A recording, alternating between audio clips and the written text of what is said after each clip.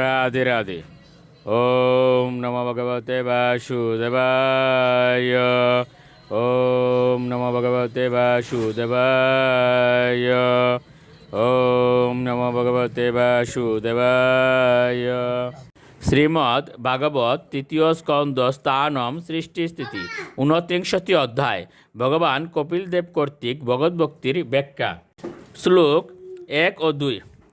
দেবতিরুবাচ লক্ষণম মহদাদীনাং প্রকৃতে পুরুষস্য চ স্বরূপম লক্ষ্যতে অমীশাম হেন তৎপরমার্থিকম যথা সাংখ্যেষু কথিতম যৎমূলম তৎপ্রচক্ষতে ভক্তিযোগস্য মে মার্গম ব্রূহি বিস্তরস প্রভ।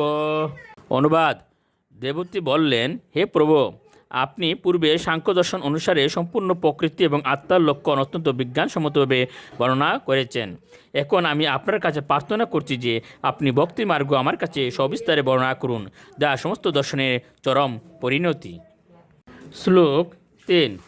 বিরাগ এন পুরুষ ভগবান সর্বত ভবেৎ আচক্ষ জীব লোকস্য বিবিধা মম সংস্মৃতি।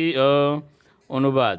দেবতী বললেন, হে প্রভু, কৃপা করে আমার জন্য এবং জনসাধারণের জন্য জন্মমৃত্যুর নিরন্তর প্রক্রিয়ারও বর্ণনা করুন, কারণ সেই সমস্ত বিপদের কথা শ্রবণ করে আমরা জড়জাগতিক কার্য থেকে বিরক্ত হতে পারি। শ্লোক 4। কালস্য ঈশ্বর রূপস্য পরেশাম চ পরস্য তে স্বরূপমবত কুর্বন্তি যৎ এতু কুশলম জনাহ। অনুবাদ। কৃপা করে আপনি শাশ্বত কালেরও বর্ণনা করুন, যা আপনারই স্বরূপের প্রতিনিধিত্ব করে এবং যার প্রভাবে জনসাধারণ পুণ্যকর্মে প্রবৃত্ত হয়। শ্লোক 5। লোকস্য মিথ্যাভিমতের চক্ষুষশ্চিরং প্রসুপ্তস্য তমস্য নাশ্রয়ে শ্রান্তস্য কর্ম সনু বিদ্যয়া দিয়া তমা বিরাশি কিল যুগ ভাস্কর। অনুবাদ। হে ভগবান, আপনি সূর্যের মতো, কারণ আপনি জীবের অন্ধকারাচ্ছন্নবদ্ধ জীবনকে আলোকিত করেন।